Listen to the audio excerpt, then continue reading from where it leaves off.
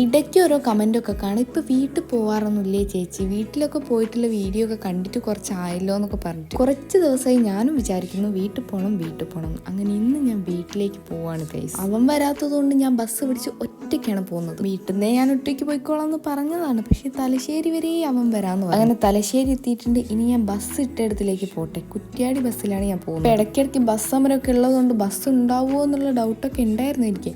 തലേ ദിവസം എന്തോ കുറ്റ്യാടി എന്തോ പ്രശ്നം ഉണ്ടായിരുന്നു, ബസ്സില്ല എന്നൊക്കെ പറയുന്നത് കേട്ടിട്ടുണ്ടായിരുന്നു. ബൈ ഇന്ന് ഞാൻ ഒരു വെറൈറ്റിക്ക് ചുരിദാർ പിടിച്ചിട്ടുണ്ട്. അങ്ങനെ കുറ്റ്യാടി ബസ് ഉണ്ടോ എന്നൊക്കെ നോക്കാൻ ആ സൈഡിൽ പോയപ്പോൾ ഭാഗ്യത്തിന് ബസ് ഉണ്ടായിരുന്നു ഗൈസ്. അങ്ങനെ ബസ് കിട്ടിയ സന്തോഷത്തിൽ ഞാൻ എൻ്റെ പ്രിയതമി നിതിൻ ജോസിനോട് ടാറ്റൊക്കെ പറഞ്ഞ് ബസ് കയറിയിരുന്നു. അങ്ങനെ ബസ് സ്റ്റാൻഡിലേക്ക് എടുത്ത സമയം കൊണ്ട് ഇവനെ എനിക്കൊരു ബിസ്ക്കറ്റും വെള്ളമൊക്കെ വാങ്ങിക്കൊണ്ട് തന്നിട്ടുണ്ട്. ഞാൻ തിരിച്ചു വരുന്നത് വരെ അടക്കോ ഒതുക്കമുള്ള നല്ല കുട്ടിയെ ഇരുന്നോളെന്ന് ഉപദേശിക്കുകയാണ് ഞാൻ. വെറുതെ ഒരു മനസ്സുഖം, ആര് കേൾക്കുന്നു ആരനുസരിക്കുന്നു. അങ്ങനെ ബസ് വിടാനായപ്പോ ചെറിയ എന്തോ ഒരു വിഷമം പോലെ. അതിന്റെ ഇടയ്ക്ക് ഒരുത്തനുണ്ട് 4 നേരം നാളെ വരൂലേ. ഏത് നാളാ, ഞാനിനി വരുന്നേ ഇല്ല. അങ്ങനെ നിതിൻ ജോസിനോടൊക്കെ ടാറ്റ പറഞ്ഞ എൻ്റെ ബസ് ഇതാ പോകുന്നുണ്ട്. തലശ്ശേരി സ്റ്റാൻഡൊക്കെ കഴിഞ്ഞു. ബസ് നാദാപുരത്ത് എത്തിയപ്പോഴാണ് എനിക്ക് ഓർമ്മ വന്നത് എൻ്റെ കയ്യിൽ ഒരു ബിസ്ക്കറ്റ് ഇല്ലായിരുന്നു.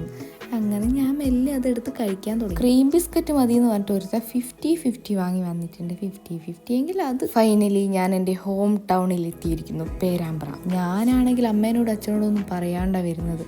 തലേന്ന് വിളിച്ചപ്പോൾ ഞാൻ പറഞ്ഞിട്ടുണ്ട് നാളെയോ മറ്റന്നാളായിട്ട് വരുമെന്ന്, പക്ഷെ വരുന്ന കാര്യം വിളിച്ചു പറഞ്ഞിട്ടില്ലായിരുന്നു. അങ്ങനെ ഇതാ ഞാൻ എൻ്റെ നാട്ടിൽ കാല് കുത്തിയിരിക്കുന്നു. എന്താണെന്നറിയില്ല, എന്തെന്നില്ലാത്തൊരു സന്തോഷവും സമാധാനം. Surprise visit. ഞാൻ വരുന്നു ജസ്റ്റ് പറഞ്ഞു ഇന്നോ നാളെയോ ആയിട്ടും അച്ഛനുണ്ട് മുന്നിലിരിക്കും. അച്ഛൻ്റെ റിയാക്ഷൻ എന്താണെന്നോ. ചെറുതായിട്ട് ചീറ്റിപ്പോയി. അച്ഛൻ തന്നെ ദൂരേന്നേ കണ്ടിട്ടുണ്ടായിരുന്നു, പക്ഷെ രണ്ടാൾ ഒരുമിച്ച് ചോദിച്ചിട്ടുണ്ട് കേട്ടോ, ഇതെന്താ പറയാണ്ട് വന്നത്, ഒന്നും വിളിച്ചു പറയാം. അപ്പൊ വീട്ടിലെത്തിയ സ്ഥിതിക്ക് ബാക്കി വിശേഷങ്ങളൊക്കെ പിറകെയിടാം.